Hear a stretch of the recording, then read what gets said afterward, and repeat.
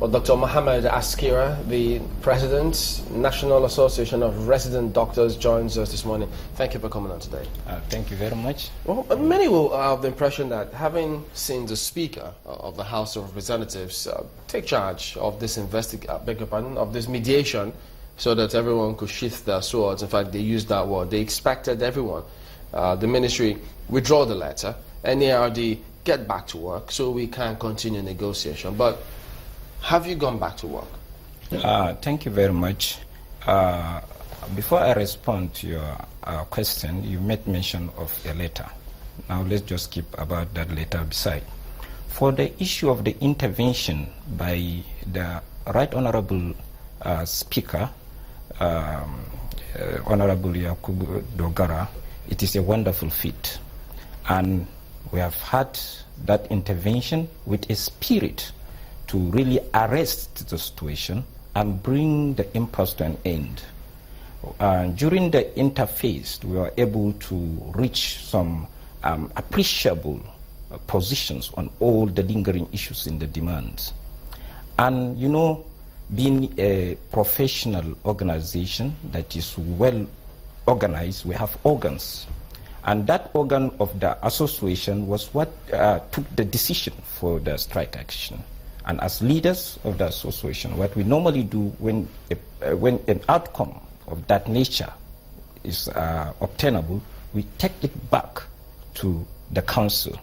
And the council will now look at it, x-ray it, and see the substantiality and the applicability of all the positions that we have reached with the government, and then take and chart a positive way forward. Does that mean that you didn't consider the request of the Speaker? It is the request of this. It is what actually we even cap the whole discussion is with an appeal based on what we have discussed.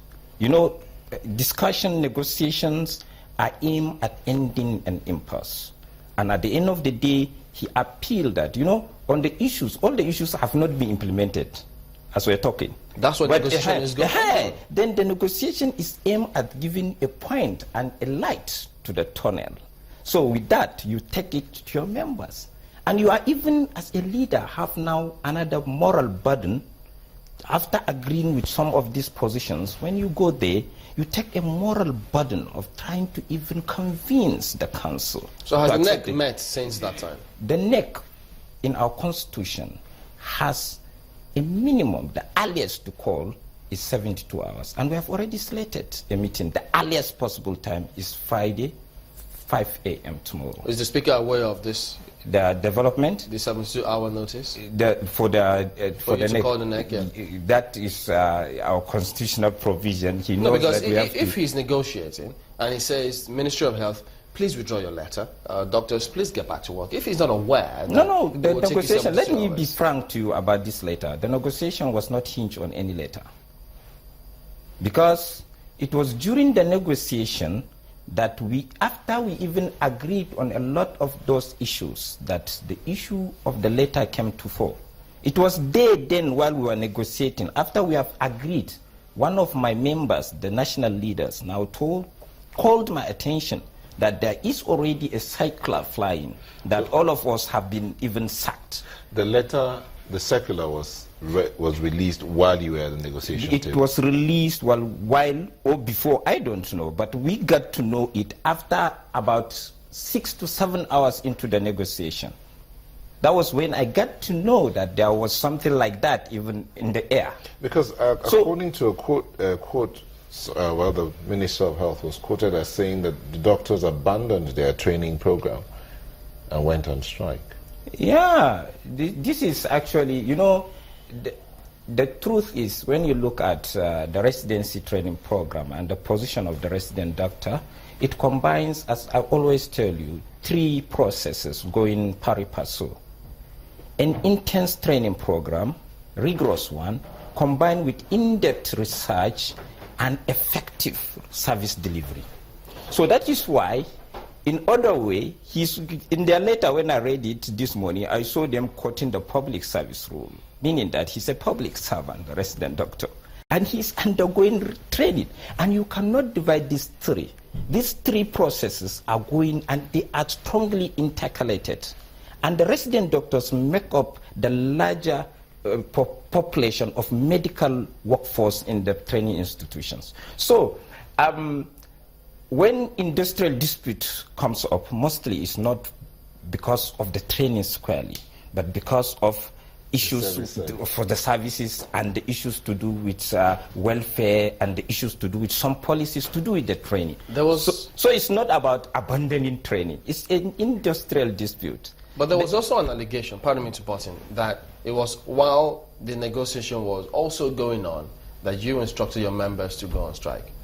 No, what actually happened is that you are all aware that on 4th of April, NAT gave an ultimatum, a 21-day ultimatum, which after the 4th, I think on 8th or 9th, I was here with you.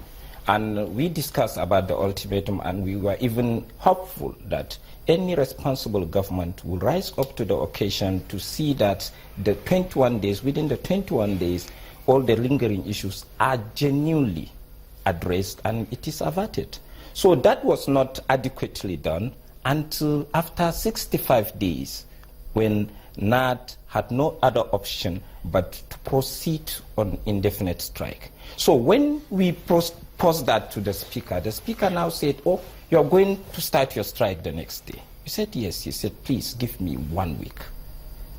After 1 week, if anything happens and nothing positive happens, you're free to go. But give me 1 week.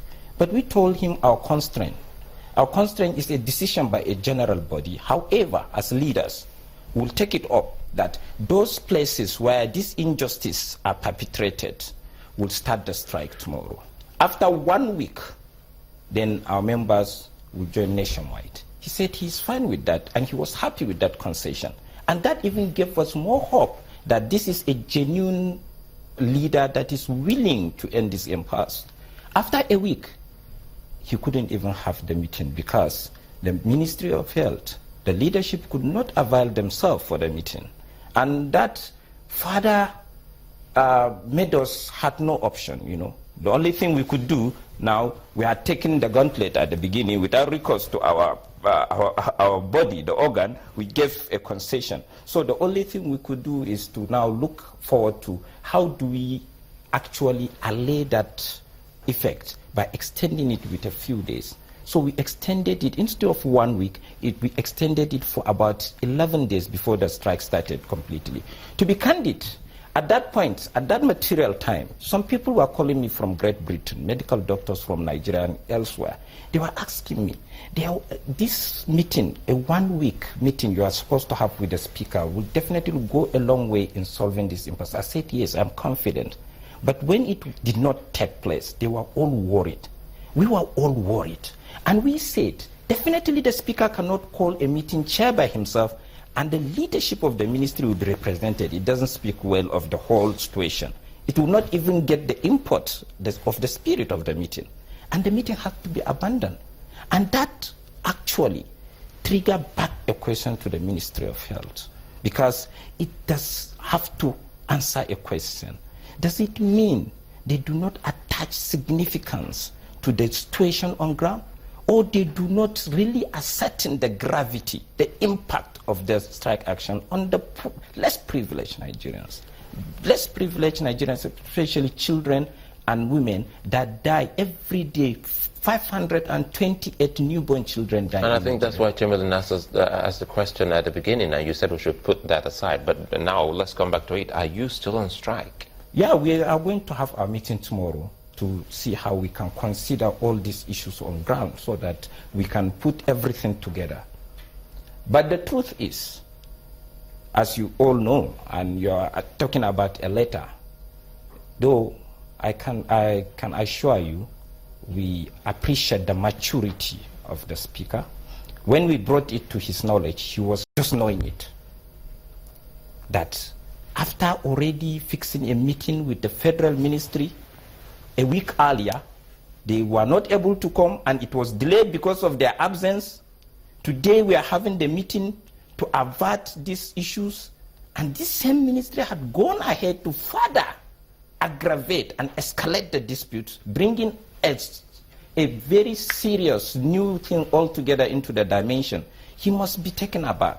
But he showed maturity, he calmed himself down, and he told us one thing to do. Let's all ignore that circular and concentrate and focus on our goals. Definitely some people will definitely come and try to see they scuttle all these progresses, but we have to meander. We'd like that commitment. And with that commitment is the reason why, because our Congress told us that we should not even call them at all. Okay, we'll take you from there when we return from this quick break. Join us again.